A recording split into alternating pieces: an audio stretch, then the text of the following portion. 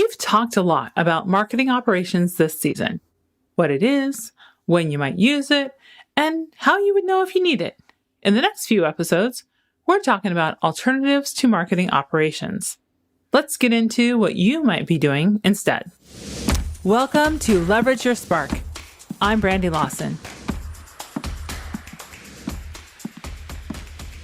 Because marketing operations is a relatively new function, there's a good chance you're either not using it yet or still figuring out how it would work in your organization. I really love the visualization of marketing operations as the pit crew for the race team that is marketing because it works on so many levels. In the beginning, cars were simpler, right?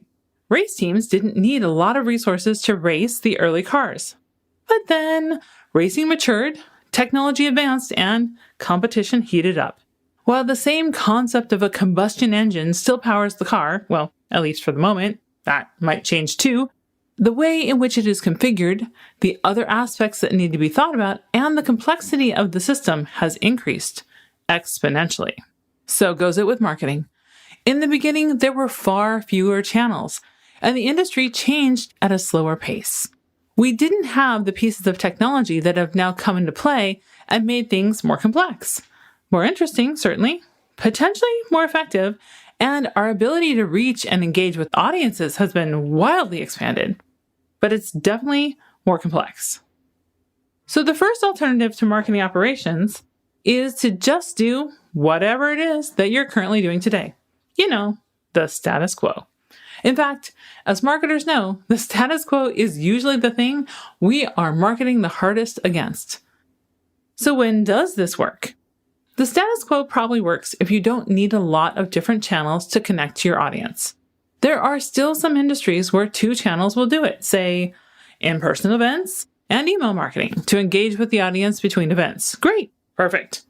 But that kind of effective engagement is becoming more infrequent because our audiences are changing and expecting to see us in all the places that they're looking for us. In fact, this was really the catalyst for a group of surgeons to finally bite the bullet and think about their entire online presence so they could show up where their patients were looking for them. Not only was their website abysmally outdated and lacking information, but the information on their practice and surgeons could hardly be found anywhere online. That's right. No Google business profile, no LinkedIn profiles, no directory listings, pretty much nada. Their patients were so desperate for information about this person that was going to operate on them that they ended up digging up high school hobbies and distant relatives of their surgeons on the internet because the surgeons themselves weren't supplying any information. It's frustrating when things change because updating can be such a time suck. There's stuff to learn, plans to make, and then you have to do all the work to actually move. So let's shortcut your move to Google Analytics 4. Grab the Efficient Marketer's Guide to Google Analytics 4 and get just what you need to know to easily move to this new platform. Download your free guide at getffx.com/GA4. So the status quo works until it doesn't or becomes too painful to keep going the way you're going.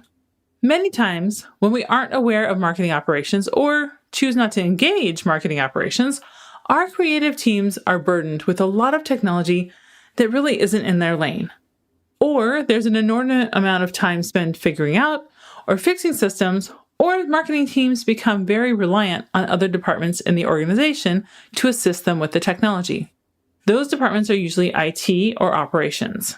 And again, depending on your needs and depending on where you're trying to go, that can work for a while. When it stops working is when the reliance on the outside teams is holding up time-sensitive campaigns, or the marketing team isn't able to actually get in the places that their audience is looking for them because they lack the technology, systems, or implementation to be able to execute those campaigns. And further, the place that status quo is usually never working, but it doesn't show up until later, is in the metrics. Right now, there's a big change happening in the industry. Google Analytics is changing from Universal Analytics to Google Analytics 4, and they just announced that the existing Universal Analytics will stop collecting data in June of 2023. Well, if you're a team that's relying on Google Analytics and you don't know how that's implemented or what it means to change to GA4, then you need marketing operations. These types of shifts in platforms are many times when the status quo quits working.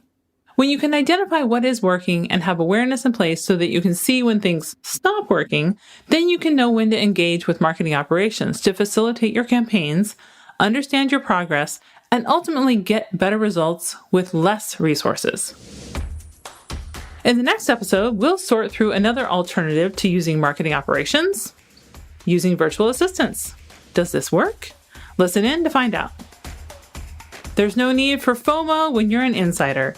Subscribe to get all the insider news and the drop on new episodes. Just go to leverageyourspark.com.